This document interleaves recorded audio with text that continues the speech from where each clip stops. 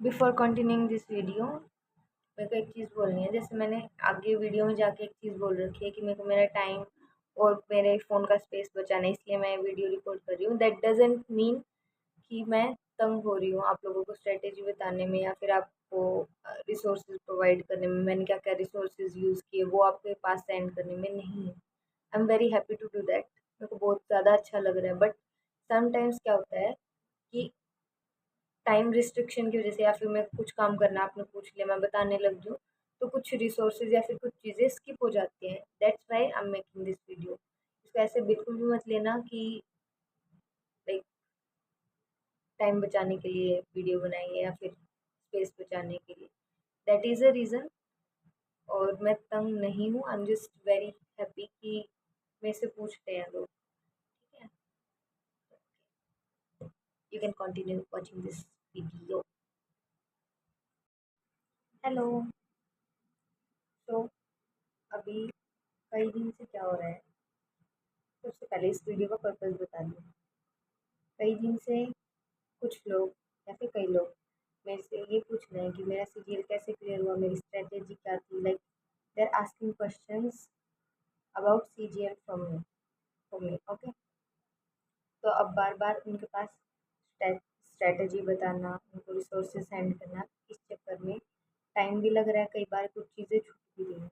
तो I am recording this video ताकि मेरे को बस एक लिंक शेयर करना पड़े, मेरे फ़ोन का स्पेस भी बच जाए और मेरा टाइम भी बच जाए।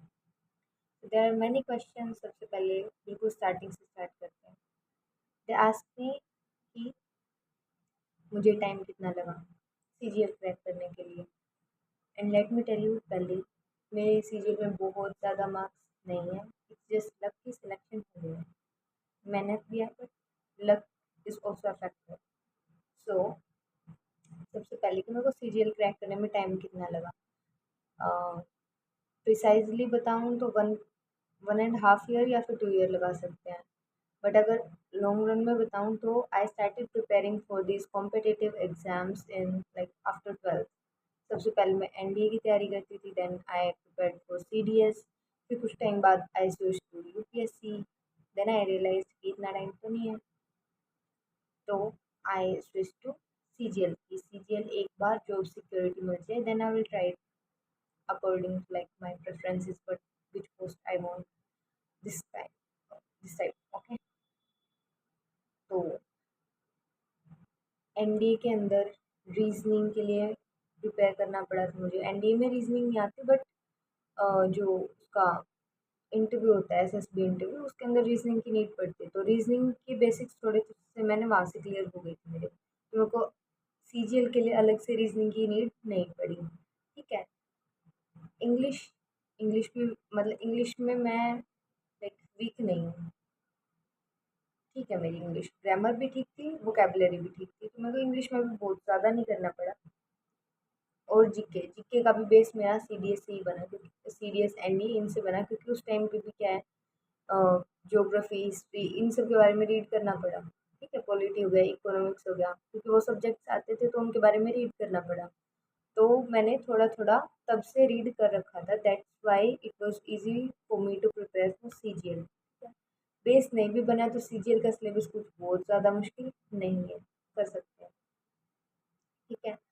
तो ये था टाइम स्पेन, कितना टाइम लगा। अगर डेडिकेटेडली सिर्फ सीजीएल का बताऊँ तो 1.5 से 2 साल। और अगर मैं प्रॉपरली बताऊँ तो मैं 12th के बाद से लगी हुई हूँ। Now it's been like 4.5 year 5 years हो चुके हैं, इतना टाइम मेरे को कॉम्पिटिटिव एग्जाम्स के लिए प्रिपेयर करते हुए। अब जब मैंने सीजीएल के लिए प्रिपेयर करना स्टार्ट किया तो मैंने क्या क्या रिसोर्सेज यूज़ किए थे पहले वो बता देती हूँ। Then I will switch to कि आपको क्या क्या रिसोर्सेज यूज़ करने चाहिए, बिकॉज स्टार्टिंग में क्या होता है वी यूज़ मतलब मल्टीपल सोर्सेज, तो मतलब दिक्कत आती है उस चीज़ में। लूप होल्स भी बता रही हूँ मैं। तो सबसे पहले मैंने क्या किया था, मैंने स्टार्ट कब किया था कि मैं when when did I started preparing for CGL exam. तो I started exactly 3 months before tier 1। उससे पहले I was preparing for UPSC की नहीं यूपीएससी करना है, यूपीएससी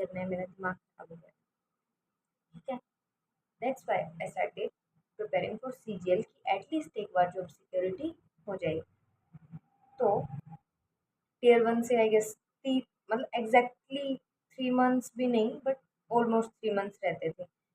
तो प्रॉपर डेडिकेटेडली मैंने पूरा दिन सीजीएल के लिए प्रिपेयर किया है, क्योंकि 3 महीने में प्रिपेयर करना इज़ नॉट ईजी। तो मेरे को मतलब इतनी उम्मीद भी नहीं थी टियर 1 क्लियर हो जाएगा। 2024 वाले अटेम्प्ट की बात चल रही है।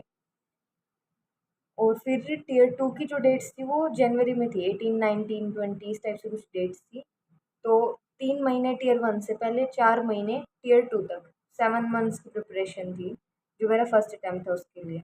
उसमें मैंने क्या क्या रिसोर्सेज यूज़ किए थे। अब टाइम कम था और सीजीएल का मैंने बिल्कुल भी नहीं पढ़ रखा था, बिल्कुल भी नहीं।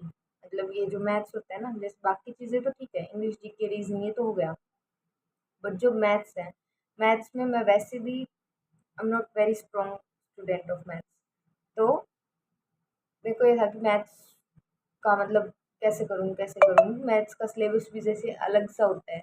एक सेकेंड।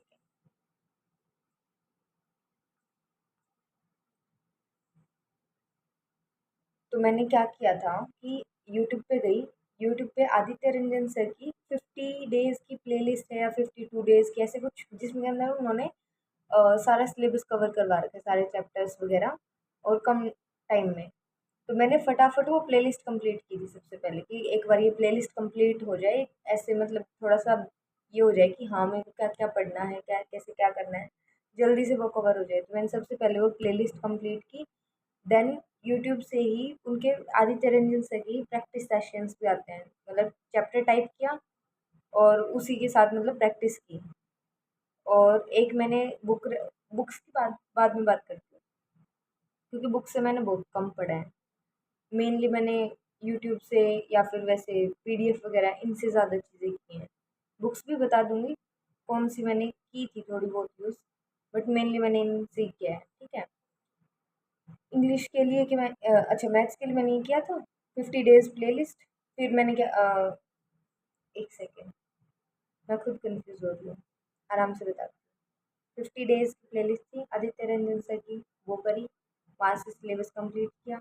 देन प्रैक्टिस भी यूट्यूब से ही की।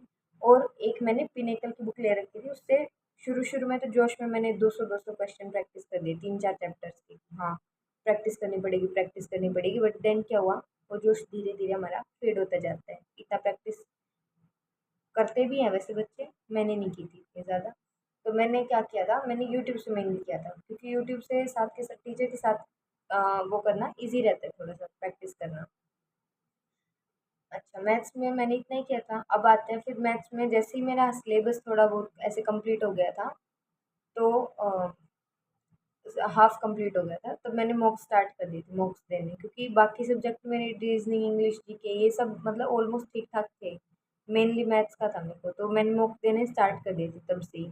हफ्ते में एक दे दिया, दो दे दिया, तीन दे दिए, ऐसे करके मॉक दे दिया टेक्स्ट बुक से, ठीक है। ये सब मैं बाद में बता दूंगी, मैं बार बार यही बोल रही हूँ, बाद में बता दूंगी। अच्छा, मैथ्स होने के बाद फिर हम आते हैं किस पे, इंग्लिश पे।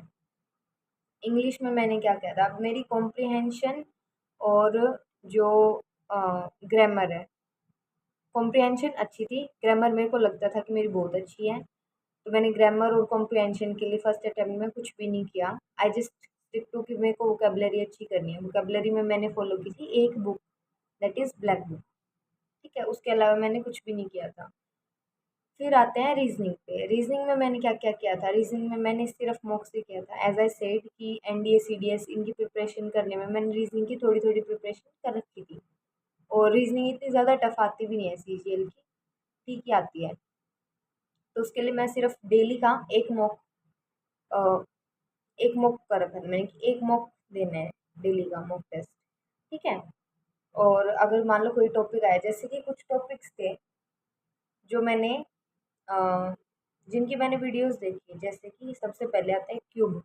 क्यूब का जो टॉपिक है, उसके लिए अब क्यूब के क्वेश्चन सॉल्व करने में क्योंकि मुझे टाइम लग रहा था, इसलिए मैंने क्या किया, उसकी कोई भी यूट्यूब पे वीडियो देख सकते हो। इट इज़ नॉट नेसेसरी कि किसी पर्टिकुलर टीचर की देखो, जिसका भी आपको समझ आए उसकी वीडियो देखो, ठीक है।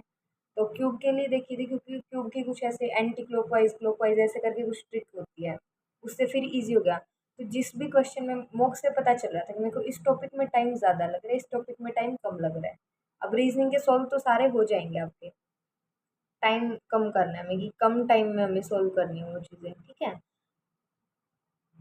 तो रीजनिंग के लिए ओनली मॉक।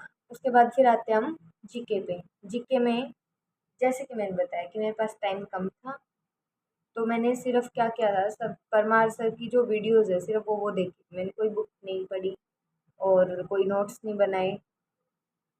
मैंने सिर्फ सर की वीडियोज़ देखी थी और हाँ, सॉरी, डिटेल्ड नोट्स नहीं बनाए, शॉर्ट नोट्स मैंने बनाए थे। जो ऐसे होते हैं ना, रिपीटेड क्वेश्चंस आते हैं या फिर रिपीटेड टॉपिक आते हैं, उनके लिए मैंने बनाए थे नोट्स,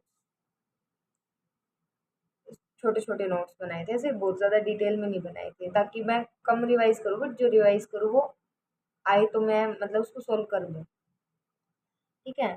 तो जीके जीके के लिए सर की पीवाईक्यू सीरीज सबसे पहले देखी थी ताकि मेरे को ये आइडिया हो जीके में क्वेश्चंस किस टाइप के पूछे जाते हैं, मैं कर सकती हूँ या फिर नहीं इतने टाइम में, ये सब। उसके बाद फिर जब पीवाईक्यू सीरीज मैंने कंप्लीट कर ली तब मैंने की एफआरबी सीरीज सर की। उस टाइम पे 1.0 थी और अब सर की 2.0 भी आ रखी है, जितना मेरे को पता है। उसके बाद मैंने किया नहीं है वीडियोज से। तो ये सब था मेरा फर्स्ट अटेम्प्ट, ठीक है। अच्छा, अब इन सब से पहले एक और चीज़ मेरी स्किप हो गई। प्रिपरेशन स्टार्ट करने से पहले एक मॉक टेस्ट दे के देखना। जैसे मैंने जब मॉक टेस्ट दिया था विदाउट एनी प्रिपरेशन, मतलब सीजीएल का सिलेबस भी नहीं देखा था, बस ऐसे ही एक बार देखते तो है मैं कर सकती हूँ या फिर नहीं कर सकती।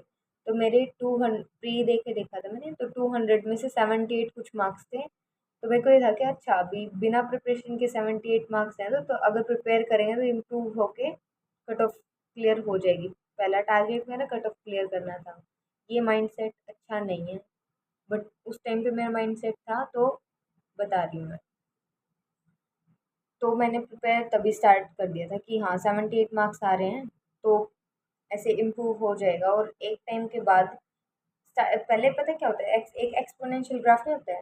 पहले एकदम से आपकी प्रिपरेशन ऐसे बहुत ज़्यादा, मतलब जो मार्क्स है वो बहुत ज़्यादा ऐसे इम्प्रूव होंगे कि हाँ 78 हैं, फिर थोड़ा सा प्रिपेयर किया 85 हो गए, फिर थोड़ा सा प्रिपेयर किया 88 हो गए, एक्सपोनेंशियल इम्प्रूवमेंट होगी। एक टाइम फिर ऐसा आएगा जब वो इम्प्रूवमेंट ना बहुत कम हो जाती है, क्योंकि आपने सिलेबस कर लिया, ये सब कर लिया, तो इम्प्रूवमेंट फिर आपको छोटी छोटी चीज़ें से देखनी पड़ती है कि कहाँ दिक्कत आ रही है। पहले इतनी सारी मतलब लूप होल्स होते तो आप उनको इम्प्रूव करते जाते हो, फिर बाद में लूप होल्स क्या हो जाते हैं, कम हो जाते हैं। उनको नोटिस करना पड़ता है, उनको ऑब्जर्व करना पड़ता है, फिर मतलब क्या है आपकी आपके मार्क्स इम्प्रूव होते हैं, ठीक है। अब फर्स्ट टाइम में मैंने गलती क्या क्या करी थी, सबसे पहले सबसे बड़ी मिस्टेक इंग्लिश में, कि मेरी ग्रामर स्ट्रॉन्ग है तो मैंने ग्रामर के लिए कुछ नहीं किया, बट करना चाहिए। अगर आपकी ग्रामर स्ट्रॉन्ग है तो भी आपको करना चाहिए क्या, ग्रामर रूल्स करने चाहिए। इसके लिए बेस्ट बेस्ट सोर्स मेरे को लगा कि निमिषा मैम के 120 ग्रामर रूल्स का वो है, प्लेलिस्ट है, और उनका एक पीडीएफ भी है, ठीक है। तो वो मेरे को बेस्ट लगा, मैंने वही किया था, ठीक है। दूसरा कि मैंने सिलेबस कंप्लीट नहीं किया। मतलब अब देखो, किसी चैप्टर में अगर किसी टीचर को 8 से 10 क्लासेस लग रही हैं और मैंने क्या किया है, कम टाइमिंग के अकॉर्डिंग मैंने वही चैप्टर 1 या 2 क्लासेस में कंप्लीट कर दिया, तो कुछ तो उसके अंदर दिक्कत आएगी। तो मैंने प्रॉपरली सिलेबस कंप्लीट नहीं किया था, वो एक लूप होल था। कुछ टॉपिक्स रह गए थे, जैसे कि रीजनिंग के अंदर जब भी कैलेंडर का क्वेश्चन आता, even if it was easy question, मैं सॉल्व नहीं करती थी क्योंकि मैंने कैलेंडर टॉपिक नहीं किया। और कैलेंडर के क्वेश्चंस अगर आप बिना मतलब समझे करोगे, ऐसे कैलकुलेट करके करोगे, तो बहुत ज़्यादा टाइम लग जाता है, इसलिए मैं क्वेश्चन छोड़ देती थी। तो कैलेंडर वाले क्वेश्चंस मैंने सेकंड अटेम्प्ट में अच्छे से किए कि हाँ अगर एक भी क्वेश्चन में मिस होते हैं तो एक क्वेश्चन की बहुत ज़्यादा वैल्यू होती है, ठीक है। और प्रैक्टिस कम की थी। जैसे यूट्यूब से अगर प्रैक्टिस करते हैं तो यूट्यूब पे टीचर कितने ही क्वेश्चन प्रैक्टिस करवा देगा, है ना। तो मैंने बाद में सेकंड अटेम्प्ट में मैंने पीडीएफ पे भी स्विच किया था, जो उनके प्रैक्टिस शीट देते हैं वो सब भी सोल्व करनी स्टार्ट की थी। फर्स्ट अटेम्प्ट में नहीं किया था मैंने। तो अब एक और क्वेश्चन कि डेली कितने आवर्स पढ़ना चाहिए। तो जैसे मैंने बताया मेरे पास टाइम कम था तो मैं बहुत ज़्यादा देर पढ़ती थी। आइडियली अगर देखें एफिशिएंटली, ऐसे नहीं कि बैठे हो और पढ़ नहीं रहे, बस ध्यान इधर-उधर है, फ़ोकस नहीं है, तो आप 11-12 घंटे पढ़ रहे हो, वो काम नहीं आएगा। अगर फुल फ़ोकस के साथ पढ़ें तो आई थिंक डेली 8 आवर्स निकालने चाहिए। 8 आवर्स इसलिए क्योंकि मैथ्स की प्रैक्टिस बहुत ज़्यादा इम्पोर्टेंट है। मैथ्स सबसे ज़्यादा टाइम लेता है। क्लासेस भी होंगे 1-2 घंटे की, फिर आप प्रैक्टिस भी करोगे 1-2 घंटा लगेगा। फिर बाकी जो 3 सब्जेक्ट है वो इतना टाइम नहीं लेते हैं। मेनली मैथ के लिए मैं 8 आवर्स बोल रही हूँ। 8 आवर्स में मतलब ऐसे है कि 1 घंटा इंग्लिश के लिए निकाल लो डेली, 2 घंटे जीके के लिए निकाल लो डेली, हाफ आवर या 45 मिनट रीजनिंग के लिए निकाल लो, और जितना भी टाइम बचे बाकी का वो सब मैथ्स में लगा दो। ये इसलिए क्योंकि मेरा मैथ्स क्या है, वीक है। अगर आपका मैथ्स स्ट्रॉन्ग है तो मतलब डिस्ट्रीब्यूशन आपको अपने अकॉर्डिंग देखना पड़ेगा। ठीक है। अब एक और चीज़ छोटी सी मिस की मैंने, टीचर्स मैंने चेंज किए हैं। ऐसा नहीं है कि मैं सिर्फ एक टीचर से किया है, बट अभी क्या है, मैं मतलब एक टीचर पे स्टिक हो गई हूँ। बट पहले मैंने क्या किया था, मैथ्स में आदित्य रंजन सर से किया है, देन सेकंड अटेम्प्ट में मैंने गगन सर पे स्विच कर दिया था। बट बहुत ज़्यादा ऐसे नहीं कि अच्छे से किया है, टीचर सब अच्छे हैं। बट अभी मैंने रिसेंटली चेंज किया है मेरा टीचर, जिससे मैं कर रही हूँ। तो अब क्या स्ट्रेटेजी होनी चाहिए, अब मैं वो मतलब मेरी इस बार की स्ट्रेटेजी क्या है, क्योंकि मैं दोबारा दे रही हूँ। ऐसे मत सोचना कि दोबारा क्यों दे रही है, क्योंकि मेरे को पोस्ट एमई की चाहिए थी, इसलिए मैं दोबारा दे रही हूँ। ठीक है। तो अभी मैं वो चीज़ें बताती हूँ कि इस बार मैं क्या क्या कर रही हूँ। Let us change the view. ओ,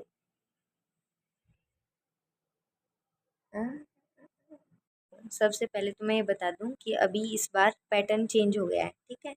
क्या चेंज हुआ है कि पहले सेक्शनल टाइमिंग नहीं होती थी, इस बार क्या है, सेक्शनल टाइमिंग इन्होंने इंट्रोड्यूस कर दी है। ठीक है। तो सबसे पहले आपका टीयर 1 होगा, 200 मार्क्स का होगा, जिसमें मैथ्स, इंग्लिश, जीके, रीजनिंग, ये 4 सब्जेक्ट्स आएंगे। सबके 25 क्वेश्चन आएंगे।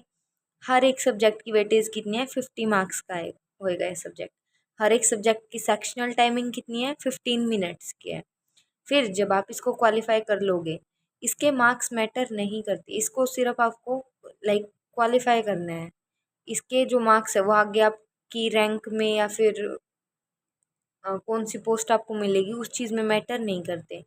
इसके मार्क्स मैटर कब करते हैं कि आपको टीयर 2 तक जाना है। अगर इसमें मार्क्स कम आए तो आप टीयर 2 पे नहीं जा पाओगे। ठीक है। सिर्फ इतना ही रोल है टीयर 1 का। टीयर 2 में क्या है, 3 सेक्शंस में होंगे आपके एग्जाम। सेक्शन 1 जिसके अंदर मैथ्स और रीजनिंग आएगा, 30 मिनट इसके लिए, 30 मिनट इसके लिए, सेक्शनल टाइमिंग, और 30-30 क्वेश्चन आएंगे। टोटल मार्क्स कितने होंगे, 180, क्योंकि three three marks each question होता है, 3 मार्क ईच क्वेश्चन। फिर ये जब इसका टाइमिंग ओवर हो जाएगा सेक्शन 1 का, तो आपका सेक्शन 2 खुलेगा। उसके अंदर भी सेक्शनल टाइमिंग इंट्रोड्यूस कर दी, इंग्लिश में 40 मिनट और जीके के लिए 20 मिनट। इंग्लिश के कितने क्वेश्चन आते हैं, 45 क्वेश्चन आते हैं। जीके के कितने क्वेश्चन आते हैं, 25 क्वेश्चन आते हैं। और कितने का, 210 मार्क्स का हो गया, 3 मार्क ईच इसमें भी। फिर आता है हमारे पास सेक्शन 3, जिसके अंदर क्या है, कंप्यूटर। और इसको लाइटली नहीं लेना, क्योंकि 2025 वाला जो अटेम्प्ट है उसमें बच्चों ने कंप्यूटर को लाइटली लिया, जिसकी वजह से जिनके लाइक 340, 350, 390 में से इतने इतने भी ज़्यादा मार्क्स हैं, उनके कंप्यूटर के अंदर कट ऑफ क्लियर नहीं हुई, इसलिए उनका सिलेक्शन नहीं हुआ। ठीक है। तो कंप्यूटर काफ़ी इंपॉर्टेंट है क्वालिफाई करना। और ये सिर्फ क्वालिफाइंग है, इसका भी सेम टीयर 1 वाला रोल है कि अगर आप इसको क्वालिफाई नहीं करोगे तो आपको कोई पोस्ट नहीं मिलेगी। बट इसको सिर्फ और सिर्फ इसके आपको कट ऑफ क्लियर कर दोगे, और इसके जो मार्क्स है ना, इस सेक्शन के मार्क्स, ये आपके सिलेक्शन के लिए मैटर करते कि आपको कौन सी रैंक मिलेगी, आपका सिलेक्शन होगा या नहीं होगा। ठीक है। तो ये है हमारा क्या, इस बार का पैटर्न और क्वेश्चन किस टाइप से आएंगे। नाउ अगर मेरे फ्रेंड्स से अलग भी कोई देख रहा है इस वीडियो को, तो मैं ये बता दूं कि मैथ्स की स्ट्रेटजी मैं श्योर नहीं हूँ, क्योंकि मैथ्स के मेरे मार्क्स भी कम है। बट रीजनिंग के अंदर 30 में से 30 क्वेश्चन मेरे सही थे। इंग्लिश के अंदर 45 क्वेश्चन है, 44 क्वेश्चन मैंने अटेम्प्ट किए, 43 क्वेश्चन सही थे, एक गलत था। और जीके की स्ट्रेटजी मेरी स्ट्रेटजी तो यही फॉलो करते हैं सभी ऑलमोस्ट बच्चे। बस ये हो जाता है कि रिटेनिंग पावर कितनी है। मैंने 25 में से शायद 16 कुछ क्वेश्चंस ठीक किए थे, एक दो क्वेश्चन गलत हो गए थे। लेकिन काफ़ी बच्चे ऐसे भी जिन्हों अभी मेरे को जीके का अच्छे से याद भी नहीं है वैसे। मतलब मेरा मेन मोटिव ये है कि रीजनिंग, इंग्लिश और जीके, इन तीन की जो स्ट्रेटजी है उस पर आप अच्छे से बिलीव कर सकते हो, मतलब हो जाएगा। बट मैथ का मैं श्योर नहीं हूँ। मैथ्स का अगर आपको कोई अच्छा और रिसोर्स मिले या फिर आपको लगे कि आपको ये सूट नहीं कर रहा है, तो you can change according to yourself, okay. या फिर किसी और जैसे यूट्यूब पे तो इतनी सारी वीडियोज़ हैं, यूट्यूब पे किसी का समझ आए आपको देख लेना। तो देखो इस बार मैं क्या कर रही हूँ, मैंने आभास सर का बैच ले लिया है, क्योंकि मेरा मैथ्स काफ़ी वीक है। मैथ्स की वजह से ही मेरे मार्क्स कम रह रहे हैं सीजीएल के अंदर। बाकी 3 सब्जेक्ट मेरे काफ़ी अच्छे हैं, बट मैथ्स में कभी सिलेबस अच्छे से नहीं हुआ, कभी कोई टॉपिक टफ लग रहा है, कभी कुछ। तो इस बार मैंने बैच ले लिया फाइनली, ठीक है। तो आभास सर का बैच लिया मैंने। स्ट्रेटेजी क्या है कि उनके बैच से वीडियो देखनी है, वीडियो देख के फिर चैप्टर कंप्लीट करना है। आफ्टर चैप्टर कंप्लीट हो जाए तो सर की ही शीट आती है, शीट सोल्व करनी है, ठीक है। ये हो गया कि हमें सिलेबस कैसे कवर करना है। ये एक एक्स्ट्रा टिप है कि एक फॉर्मूला शीट बनाओ जिसके अंदर आप जिसको आप डेली रिवाइज करो, डेली रीड करनी है वो शीट। क्योंकि क्या होता है, कई बार क्वेश्चन ऐसे आ जाते हैं जिसके अंदर आप जिसको मतलब आपको ऐसे होगा कि ओ ये तो अगर फॉर्मूला याद होता तो सॉल्व हो जाता। वो चीज़ हमें स्किप करनी है। हमें क्या चाहिए कि अगर कोई फॉर्मूला बेस्ड क्वेश्चन आए तो हमें फॉर्मूला याद हो, ठीक है। और ये कुछ चीज़ें हैं, ये जो हैं ये हमारी कैलकुलेशन फास्ट करने के लिए हैं। टेबल्स याद होनी चाहिए, जैसे मुझे सिर्फ 12 तक टेबल याद थी, 20 तक मैंने बाद में किया। क्या करती थी, डेली मैं 12 से लेके 20 तक टेबल रीड करती थी, ताकि मेरे माइंड को ऐसे ना हो कि ओ 18 का क्या होता है, मेरे को तो याद ही नहीं आएगा। उसी को सोल्व करने में मैं 5-10 सेकंड लगा दूंगी, तो फिर सम कब सोल्व करूँगी, है ना, टाइम कम रह जाएगा। तो इसलिए ये एक एक्स्ट्रा टिप है कि एक फॉर्मूला शीट बनाओ जिसको आप डेली रिवाइज करो, डेली उसको रीड करना है, ठीक है। फिर आता है मॉक टेस्ट। मॉक टेस्ट मैंने क्या किया था, जब मेरा ये मैंने फर्स्ट टाइमिंग में कब किया था, जब मैंने हाफ सिलेबस कंप्लीट कर लिया। और आपको भी वही करना है, जब आपका हाफ सिलेबस कंप्लीट हो जाए तब से ही मॉक देने स्टार्ट कर दो आप, ताकि आपको पता रहे कि आप पीछे वाला भूल तो नहीं, पीछे वाला रिवाइज होता चलेगा, आगे का पता चलता चलेगा कि आपको आगे कितना क्या कैसे रीड करना है, कैसे पढ़ना है। और ये इस बार की स्ट्रैटेजी है मेरी कि एक बार फटाफट मैं सिलेबस कवर कर लूँ, फिर मैं मॉक देने स्टार्ट करूँगी। इंग्लिश के अंदर हमें 3 चीज़ें कवर करनी है। 3 चीज़ें क्या क्या हैं, सबसे पहले तो 120 रूल्स बाय निमिषा मैम। जो बिल्कुल स्टार्ट कर रहे हैं, जिनकी इंग्लिश थोड़ी सी वीक है, वो प्लेलिस्ट देख लेना। देन आप क्या पीडीएफ पे स्विच करना, पीडीएफ डेली रीड करनी है। 120 रूल्स की पीडीएफ है, 60 कुछ पेजेस हैं उसके अंदर, वो डेली रिवाइज करनी है, ठीक है। स्टार्टिंग में टाइम लगेगा, स्टार्टिंग में 5 दिन लगे उस पीडीएफ को पढ़ने में, फिर सेकंड रीडिंग में 4 दिन लगेंगे, फिर तो ऐसे ऐसे करके जितनी बार आप रीड करोगे उन रूल्स को, उतना आपको कम टाइम लगेगा। वो डेली रीड करने हैं, ठीक है। ये तो हो गया ग्रामर के लिए। सेकंड, वोकेबलरी के लिए क्या करना है, ब्लैक बुक। और ये चीज़ें 3 मैं करने वाली हूँ। इसमें एक और चीज़ एक्स्ट्रा होती है, फ्रेजल वर्ब्स, काफ़ी इंपॉर्टेंट होती हैं, करनी चाहिए। जब ये कवर हो जाएगा तब मैं उस पर जाऊँगी, फ्रेजल वर्ब्स करूँगी। आपकी चॉइस है, आप अगर बहुत ज़्यादा वीक हो तो पहले ये सब अच्छे से कवर करना, क्योंकि बहुत ज़्यादा इंपॉर्टेंट पार्ट है, ठीक है। तो सबसे पहले ब्लैक बुक में कैसे करना, 400 500 ये डेली रीड करने हैं, सिर्फ रीड करने हैं, आपको याद नहीं करने, रीड करना। फिर सेकंड रीडिंग में किसी वर्ड में दिक्कत आए उसको मार्क कर लेना, फिर थर्ड रीडिंग करना, फिर फोर्थ रीडिंग करना। जितनी बार रीड हो सकती है बुक उतनी बार रीड करना आप। जैसे अभी टाइम जितना है उसके अकॉर्डिंग ब्लैक बुक मिनिमम 3 बार आप रीड कर सकते हो, ठीक है। तो 3 बार तो रीड करनी है। डेली 400-400 करना, और किस सीक्वेंस में, सबसे पहले वन वर्ड सब्स्टिट्यूशन करना, देन इडियम्स एंड फ्रेजेस करना, देन एंटोनिम एंड सिनोनिम करना। फिर जब ये पूरा हो जाए तो वापस one word substitution, idioms and phrases, antonym synonym, ऐसे करना। थर्ड पार्ट ऑप्शनल है। जैसे कॉम्प्रीहेंशन के लिए मैंने कुछ नहीं किया, क्योंकि कॉम्प्रीहेंशन मेरी ठीक है, कर लेती हूँ मैं पैराग्राफ वगैरह सोल्व। बट अगर आपको कॉम्प्रीहेंशन आपकी वीक है तो editorial analysis bye Nimisha ma'am आप देख सकते हो। इसकी शायद प्लेलिस्ट नहीं है, इसका क्या है, मैम डेली अपलोड करते हैं एडिटोरियल एनालिसिस, वो कर लेना। बाकी इसके लिए मेरे पास और भी टीचर्स हैं, जैसे एक रानी मैम है, उनका कंटेंट भी बहुत अच्छा है। अमन सर हैं, उनका कंटेंट भी बहुत अच्छा है। ये 3 टीचर मैंने देखे हैं। इसके अलावा भी बहुत सारे टीचर्स अवेलेबल हैं, आपको जो टीचर अच्छा लगे उससे कर लेना। ये इतना मैं करने वाली हूँ, वो चीज़ें हैं। देन नेक्स्ट हमारे पास सब्जेक्ट आता है रीजनिंग का।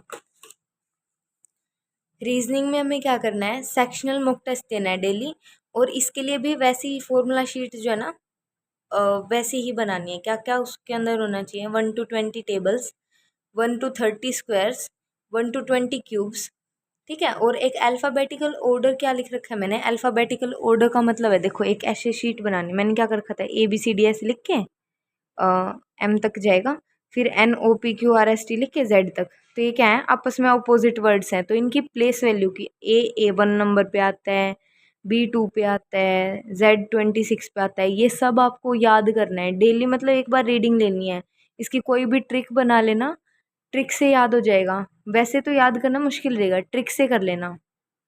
ईजी ट्रिक बनाना, ऐसे ना हो कि ट्रिक ही बहुत डिफिकल्ट हो, उसी को याद करने में टाइम जाए जा रहा है, ठीक है। तो ऐसे करके फिर जब जैसे जैसे क्वेश्चन सॉल्व करोगे सब याद हो जाएगा। तो ये 3 चीज़ें आपको डेली रीड करनी है, रीजनिंग में ये इतना करना है।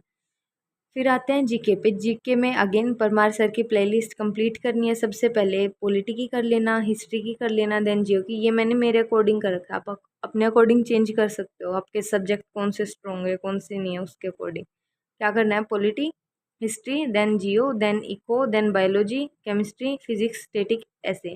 बायोलॉजी, केमिस्ट्री, फिजिक्स मेरा क्योंकि साइंस बैकग्राउंड है, तो मैंने ये वन शॉट से ही किया था, वन शॉट इनफ है। इनके लिए डिटेल्ड करना पड़ा था मेरे को, ठीक है। अब और ये जब आप प्लेलिस्ट वगैरह पूरी कर लो, तब क्या करना, नोट्स या तो खुद नोट्स बना लेना इनसे, या फिर क्या करना, बुक आती हैं, तो मैंने लूसेंट जीके से पढ़ा है, और फैटमैन मैंने अभी रीड किया है, काफ़ी अच्छी है। दोनों में से कोई भी रेफ़र कर लेना। लूसेंट से मैं करने वाली हूँ क्योंकि मेरे पास लूसेंट की बुक है, ठीक है, सिर्फ इस रीज़न से। तो इतना ही था। Thank you.